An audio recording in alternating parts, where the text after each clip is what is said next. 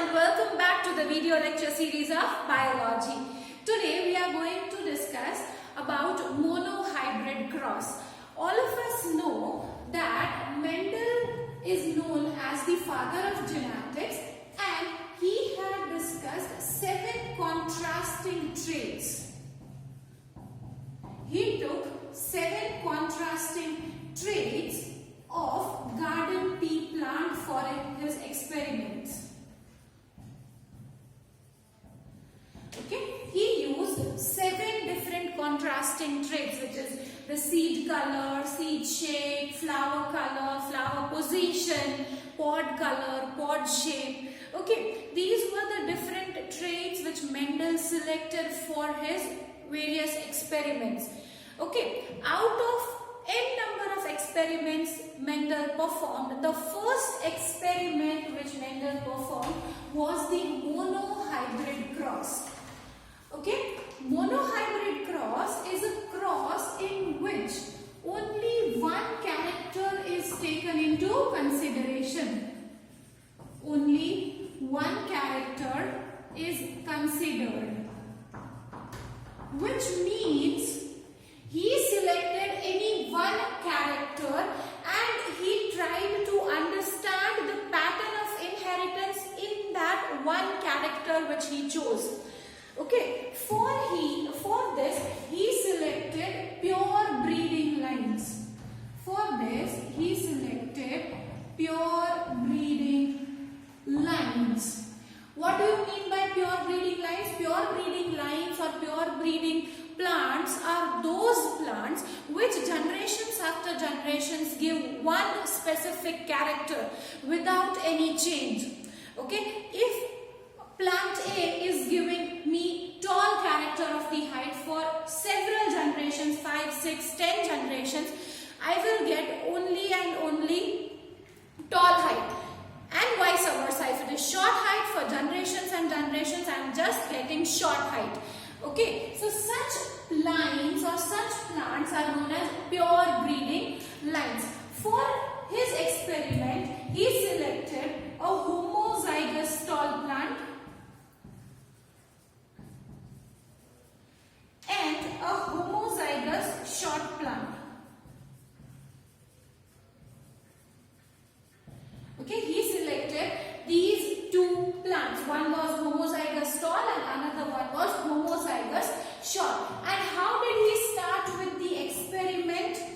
He took homozygous short plant and emasculated its flowers. Okay, what did he do? He emasculated the flowers of the short plant, which generations after generations was giving me just short height. He did emasculation. What do you mean by emasculation? Emasculation is the removal of male reproductive parts. Removal of male reproductive parts.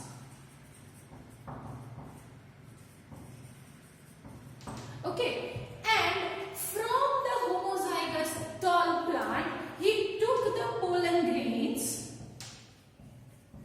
He took the pollen grains, which is a part of male reproductive system of the plants, and he sprinkled these pollen grains on the emasculated flower of the short plant. Okay, you can also do it in the reverse. You can emasculate the homozygous tall plant's flower and sprinkle the pollen grains from the short plant.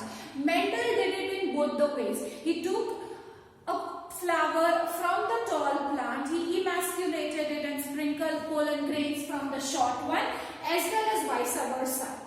Okay, so this was how he started with the experiments, that is homozygous tall as well as homozygous short plant. Now let us see how did it work out. We are here talking about one character, which is the height of the plant.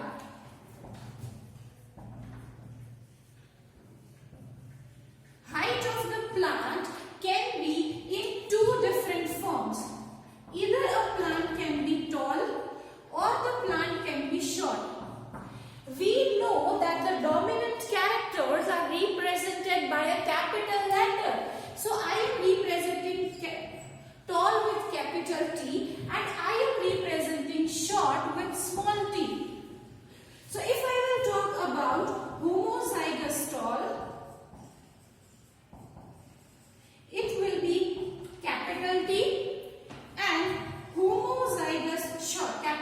capital T, and homozygous short will be small t, small t. He took these two plants and considered them as parent generation. He took these two plants and gave them a designation of parent generation. So in parent generation, I have capital T into small t, small t. Okay, this is the representation of parent generation. Right? He crossed these parent generations, that is a homozygous tall plant with a homozygous short plant. And what can we get? All the offsprings I get will be capital T, small t. How are we doing the multiplication? Here we will take the first one of this. Again first one and second one of this. So this is how we will continue. And the offsprings I will get, all of these offsprings will be heterozygous tall. All of them will be heterozygous tall. He called this first generation of offsprings as F1 generation, or you can say first filial generation. Now, seeing the results of the first filial generation or F1 generation, Mendel was completely confused that he had taken a completely tall plant which for several generations was giving just tall height. Also, another plant for several generations was giving completely short height. Then, why did the offsprings, all these offsprings were tall? Okay, he got really confused and all of these offsprings were tall. There was no character of the another plant which is small t there anywhere. Okay, so to overcome his confusion, he thought to do a cross between the organisms of the F1 generation. Okay, he did a cross between the organisms of the F1 generation. And what result did he get? Let us see. Now we will be using Punnett square.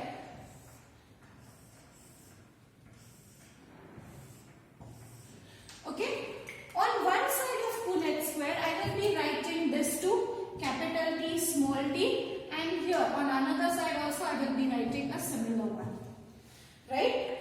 So let us see what result I am getting. This with this, capital T, this and this, capital T, small t, this and this, capital T, small t, this with this, that is small t, small t. Right? So this was the result. So what will be the offsprings? Here I have capital T, capital T, capital T, small t, capital T, small t, and small t, small t. Right? So he got 3 tall plants and 1 short plant. Right? He got 3 tall plants and 1 short plant. Okay. Now he here saw that short characteristic which was masked in the previous generation is again observed over here. Okay, short character which was masked is again shown over here. So what does this mean? He understood one thing, that there are some characters which are expressed more than the other characters. Okay, for example, the tall character was seen more than the short character. Right? And based on this, Mendel gave the law of dominance. Based on the crosses he did in the monohybrid cross, he gave the first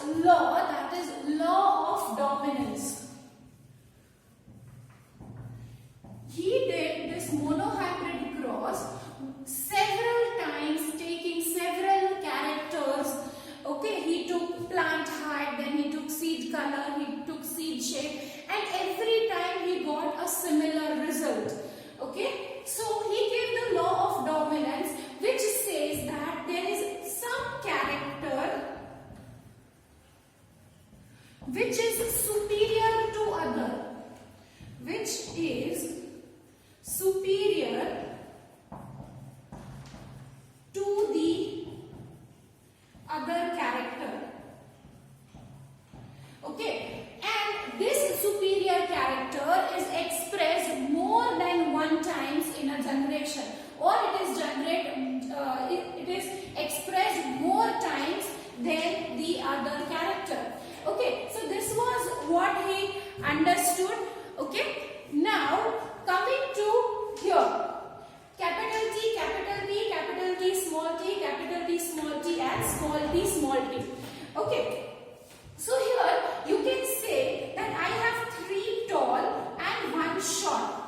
So based on this, we gave the phenotypic ratio, that is 3:1. This is phenotypic ratio of monohybrid cross. What do you mean by phenotypic ratio? Phenotype. What is phenotype? Phenotype are those characters which are observed. I might have anything in my genes, but what I am seeing that the plant is tall. That is phenotype. Phenotype are the observable characters.